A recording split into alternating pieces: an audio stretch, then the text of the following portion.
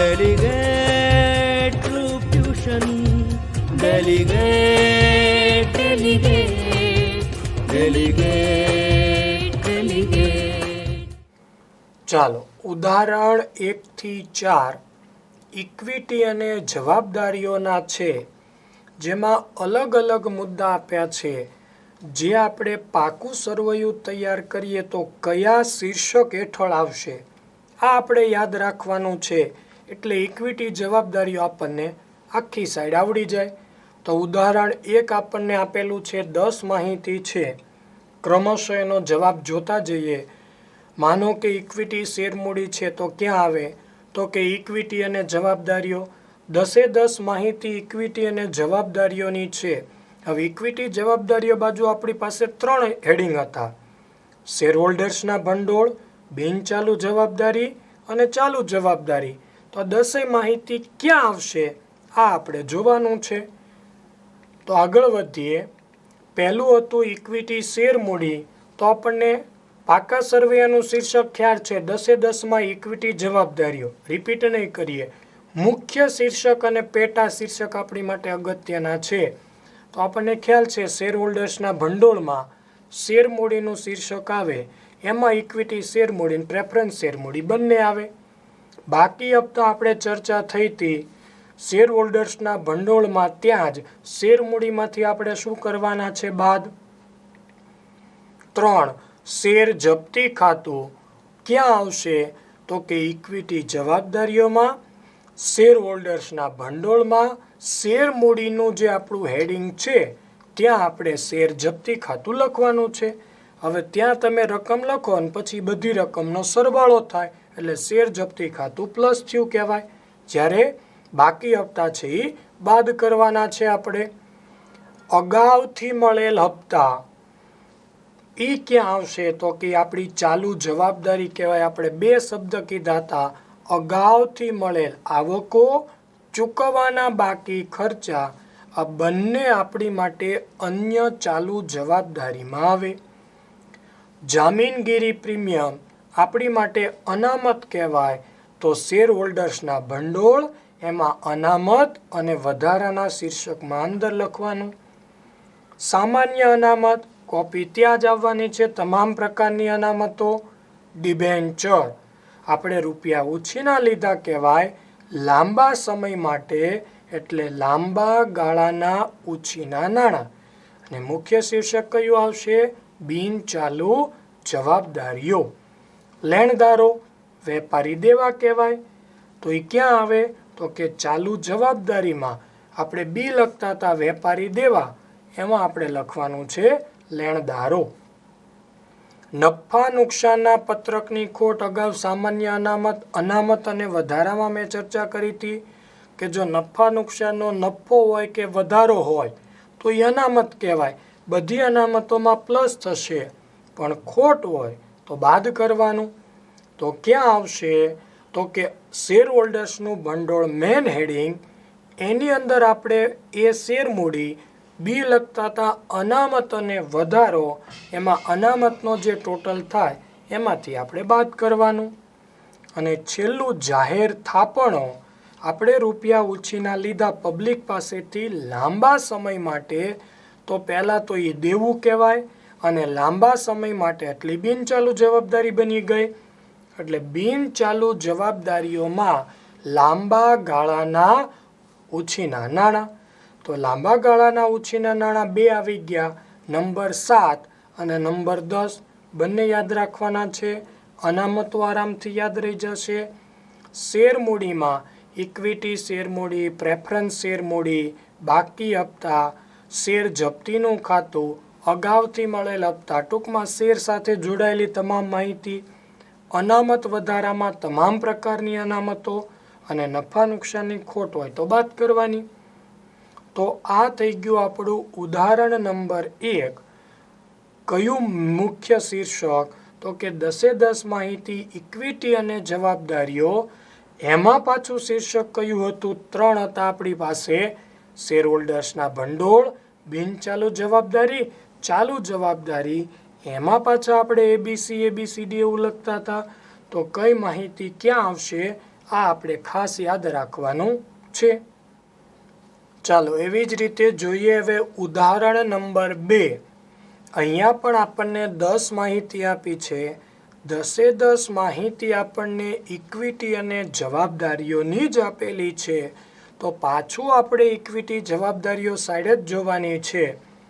સૂચિત dividend, bond, debenture પર અનામત, અનામત ભંડોળ, ડિબેન્ચર પર ચૂકવવાનું બાકી વ્યાજ, નહીં મંગાવેલ ડિવિડન્ડ, દેવી હુંડી, મુદ્દતી લોન, ગ્રાહકો પાસેથી મળેલ એડવાન્સ, બેંક ઓવરડ્રાફ્ટ.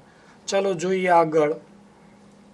જેમ આપણે હમણાં જ ખાના હતા એમ વિગત પાકા સર્વેનું મેન શીર્ષક 10 આપણને ખ્યાલ છે. ઇક્વિટી અને જવાબદારીઓ. મુખ્ય શીર્ષક આપણી પાસે 3 છે. શેરહોલ્ડર્સના ભંડોળ, બિનચાલુ જવાબદારી, ચાલુ જવાબદારી. પેટા શીર્ષક આપણી પાસે ઘણા છે. શેરહોલ્ડર્સના ભંડોળમાં 2, શેરમૂડી, અનામત વધારો, બિનચાલુ જવાબદારીમાં 3, ચાલુ જવાબદારીમાં 4. ટોટલ 9 અંદરના પેટા શીર્ષક છે. તો પહેલું હતું આપણી પાસે સૂચિત ડિવિડન્ડ. આપણે જાહેર કરી દીધું, ચૂકવ્યું નથી. 1 વર્ષથી ઓછા સમયમાં આપણે ચૂકવવું પડશે એટલે આપણી માટે દેવું જવાબદારી થઈ. 1 વર્ષ કરતાં ઓછું એટલે ટૂંકા ગાળાની જવાબદારી એટલે ચાલુ જવાબદારી થઈ. એમાં ટૂંકા ગાળાની જોગવાઈઓ. આમાં 2 મુખ્ય યાદ રાખવાનું છે આપણે, સૂચિત ડિવિડન્ડ અને કરવેરાની જોગવાઈ, જે વારંવાર આપણી પાસે આવશે. 2, નહીં મંગાવેલ ડિવિડન્ડ. ઇક્વિટી અને જવાબદારીઓમાં, ચાલુ જવાબદારીઓમાં ઘણા શેરહોલ્ડરો એવા હોય કે જેના બેંક એકાઉન્ટ ચેન્જ થઈ ગયા હોય, કોઈ તકલીફને લીધે એમની પાસે આપણું ડિવિડન્ડ પહોંચ્યું ન હોય.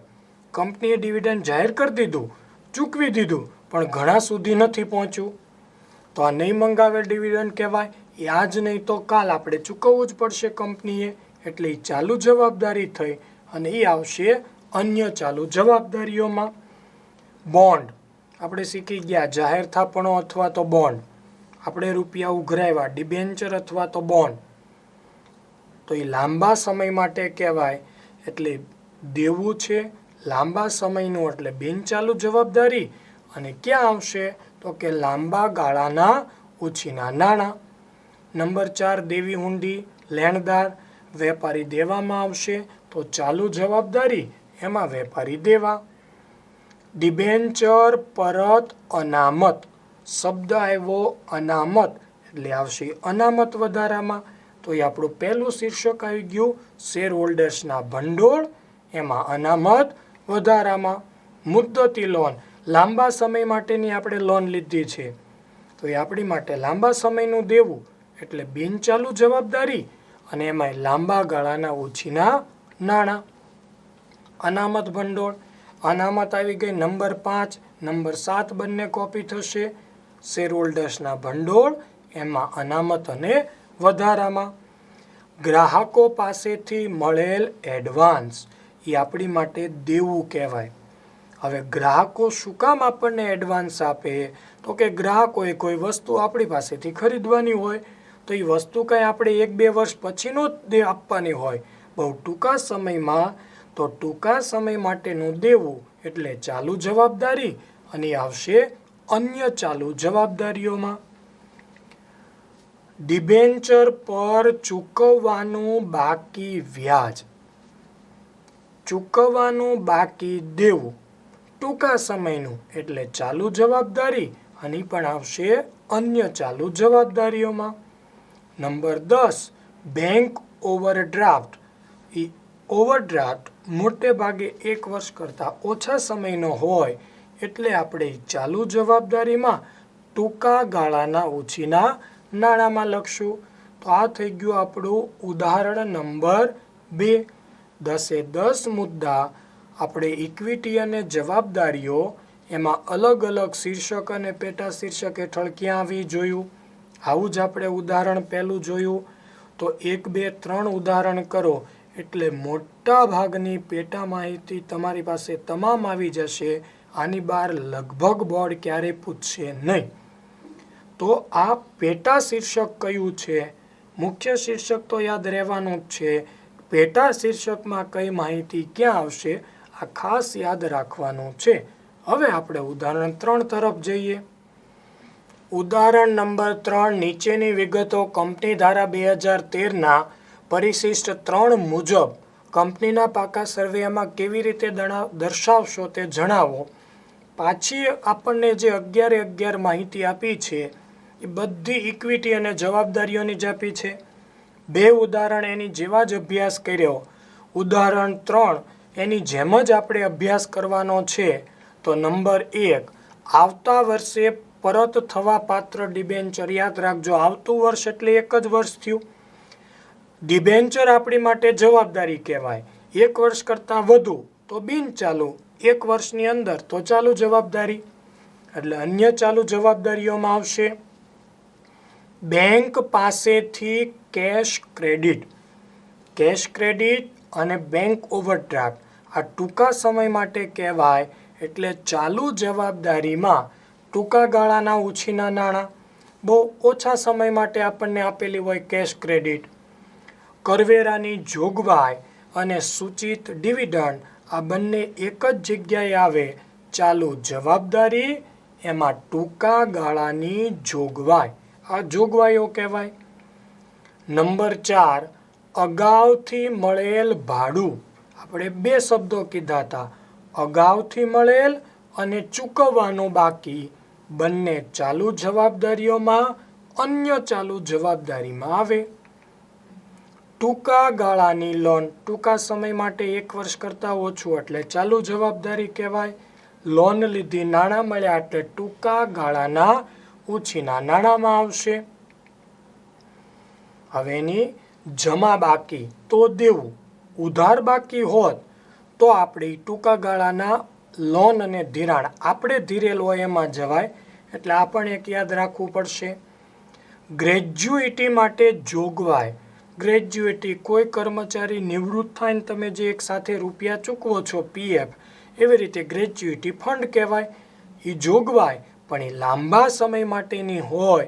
એટલે પહેલાં તો બિનચાલુ જવાબદારી અને એમાં લાંબા ગાળાની જોગવાઈઓમાં આવશે. નંબર 7, કામદાર અકસ્માત વળતર ભંડોળ. છેલ્લે 4 શબ્દો યાદ રાખવાના, અનામત, ભંડોળ, ફંડ કે જોગવાઈ. આ મોટે ભાગે આપણી માટે અનામતો બને છે. તો એ ક્યાં આવશે? તો કે શેર હોલ્ડર્સના ભંડોળ, એમાં અનામત અને વધારાના શીર્ષક હેઠળ. પ્રેફરન્સ શેર મૂડી બહુ સરળ છે. ઇક્વિટી અને પ્રેફરન્સ શેર મૂડી ક્યાં આવશે? શેર હોલ્ડર્સના ભંડોળ, એમાં શેર મૂડી નીચે.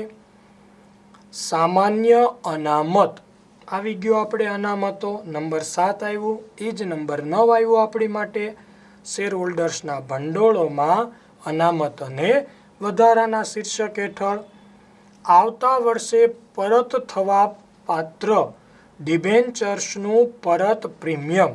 પહેલો નંબર અને 10મો નંબર મોટે ભાગે સરખા છે, થોડાક શબ્દો જ ફેરફાર છે.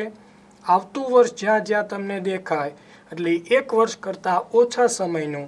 હવે નક્કી કરો, મિલકત તો ચાલુ મિલકતોમાં, દેવું તો ચાલુ જવાબદારીઓમાં. આ જ આપણે યાદ રાખવાનું છે. પરત પ્રીમિયમ એટલે આપણે રૂપિયા પરત કરવાના છે એટલે આપણી માટે દેવું કહેવાય. અન્ય ચાલુ જવાબદારીઓમાં આવશે. અગાઉથી મળેલ શેર હપ્તા. અગાઉથી મળેલા શેરના હપ્તા. હવે આપણે શીખી ગયા 2 વસ્તુ. અગાઉથી મળેલા આપણે શબ્દ આવી ગયો નંબર 4. અહીંયા આવ્યો નંબર 11. અગાઉથી મળેલ દેવું ટૂંકા સમયનું એટલે ચાલુ જવાબદારીઓ અને એમાં પણ આવશે અન્ય ચાલુ જવાબદારી. આ થઈ ગયું ઉદાહરણ નંબર 3. 1, 2, 3 આપણે જોયા. લગભગ સરવૈયાની ઇક્વિટી અને જવાબદારીઓ બાજુની મોટા ભાગની માહિતી આવી ગઈ. મુખ્ય શીર્ષક તો ક્યારેય બદલાવાનું જ નથી. પેટા શીર્ષક નથી બદલાવાનું. પેટા શીર્ષકની અંદર કઈ કઈ માહિતી આવે એ આપણે પાછી વધારે લખવાની છે. તો 1, 2, 3 ઉદાહરણ ખાસ તૈયાર કરવાના એટલે ઇક્વિટી જવાબદારીઓ સાઈડ આખી આપણી માટે પૂરી થઈ જાય. ઉદાહરણ નંબર 4. એ પણ ઇક્વિટી જવાબદારીઓનું જ છે, પણ અત્યાર સુધી આપણને રૂપિયા નહોતા આપતા 1 થી 3 ઉદાહરણમાં. ઉદાહરણ 4 રૂપિયા સાથે છે. પછી ઉદાહરણ 5 થી પાછી મિલકતો સાઈડ આપણે તૈયાર કરવાની છે. તો નીચે આપેલ બાકીઓ પરથી કંપની ધારા 2013ના પરિશિષ્ટ 3 મુજબ પાકા સરવૈયાની ઇક્વિટી અને જવાબદારી દર્શાવતું પત્રક તૈયાર કરો. તો પહેલાં આપણે આપણું પત્રક દોરવું પડશે. પાકું સરવૈયું આપણને કીધું નથી કઈ કંપની, તારીખ કઈ, એટલે ટૂંકમાં. અને હજી તમારે જો વ્યવસ્થિત લખવું હોય તો તારીખ ખાલી જગ્યાના રોજનું પાકું સરવૈયું, વિગત, નોંધ નંબર અને 2 રૂપિયાના ખાના આપણે તૈયાર કરવાના છે. તમે રકમ રૂપિયા એ રીતે 2 લખો તોય ભલે, અને રકમ રૂપિયા તારીખ ખાલી જગ્યાના રોજના રૂપિયા લખો તો પણ ભલે. હવે તમારે તમારી સામે ટેક્સ્ટબુક ખાસ રાખવી જોશે. ટેક્સ્ટબુકમાં માહિતી આડાવળી આપેલી છે. આપણે એમાંથી આપણા ક્રમ મુજબની માહિતી મેળવી અહીંયા લખવાની છે. તો સૌથી પહેલું આપણું હેડિંગ શું આવશે? ઇક્વિટી અને જવાબદારીઓ. એમાં પહેલું હેડિંગ આપણે લખતા હતા નંબર 1 શેર હોલ્ડર્સના ભંડોળ, અને એમાંય પાછું આપણે લખતા હતા શેર મૂડી. હવે આપણે જોવાનું રકમમાં કે આપણી પાસે ઇક્વિટી શેર છે, પ્રેફરન્સ શેર છે કે સીધું જ શેર મૂડી આપી દીધું છે. તો કે ભાઈ સીધી શેર મૂડી આપી દીધી છે તો આપણે પહેલા ખાનામાં લખવાના છે 2 લાખ. બી આવશે આપણી માટે અનામત અને વધારો, તો એ આપણને આપ્યા છે 80,000. આવા 2 જ વસ્તુ આવવાની છે શેર હોલ્ડર્સના ભંડોળમાં. તરત જ બંનેનો સરવાળો કરવાનો, પણ સરવાળો કરો ત્યારે ધ્યાન રાખવાનું છે માત્ર પહેલું રૂપિયાનું ખાનું છે ત્યાં જ લાઈન દોરવાની છે. અને 80,000 ટોટલ કર્યો એક્ઝેક્ટ એ જ લાઈનમાં બાજુમાં 2,80,000 આપણે ટોટલ કરવાનો છે. એટલે કઈ રીતે લખાણ ધ્યાન રાખવાનું છે? તો નંબર 1 શેર હોલ્ડર્સના ભંડોળ પૂરું.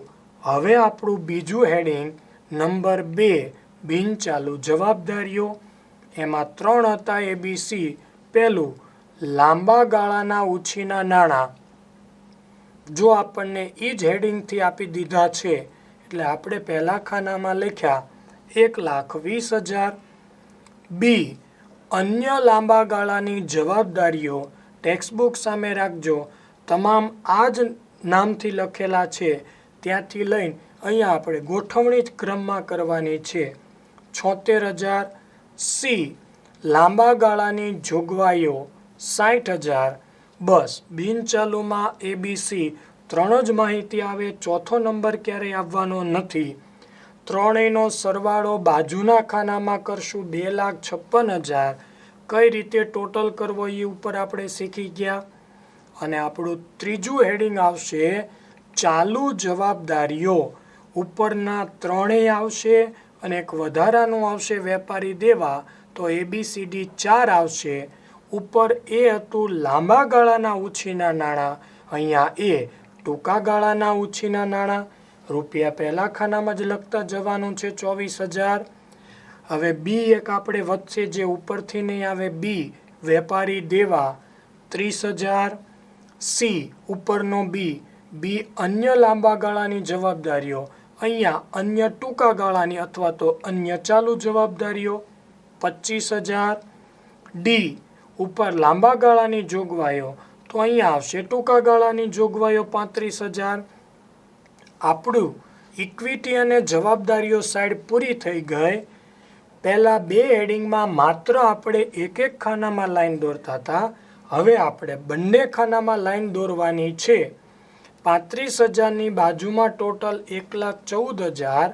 હવે છેલ્લા ખાનાનો ત્રણેયનો આપણે સરવાળો કરવાનો છે 6,50,000. નીચે ડબલ લાઈન અને વિગતના ખાનામાં લખવાનું છે કુલ, ભૂલાય નહીં. તો આવો જ આપણને પરીક્ષામાં 11 માર્કનો દાખલો પૂછાશે. ફેર એટલો કે ત્યાં હજી મિલકતો સાઈડ આવશે અને નફા નુકસાનનું પત્રક આવશે, પણ આવા 3 ભાગ થાય.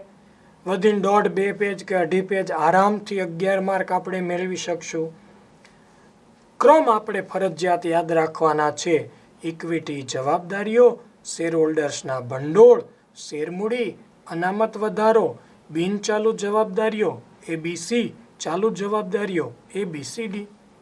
આગળ જતા અંદરનું પણ આવશે. માનો કે શેરમૂડી તો બેમાંથી એક આપણને આપી છે તો આપણે કાઉન્સમાં લખશું ઇક્વિટી શેરમૂડી છે, પ્રેફરન્સ શેરમૂડી છે. અનામત વધારો એ લાઇનમાં જગ્યા નથી, નીચે લખશું આપણે જામીનગીરી પ્રીમિયમ, અનામત ભંડોળ, સામાન્ય અનામત. લાંબા ગાળાના ઉછીના નાણાં કાઉન્સમાં જગ્યા ન રહે તો આપણે નીચે લખશું બેંક લોન આપ્યું છે, ડિબેન્ચર. તો આંતરિક મુદ્દા જો આપણને વ્યવસ્થિત યાદ રહી ગયા, કોષ્ટક તો આપણને યાદ રહેવાનું જ છે, તો આરામથી આપણે માર્ક ખેંચી શકશું.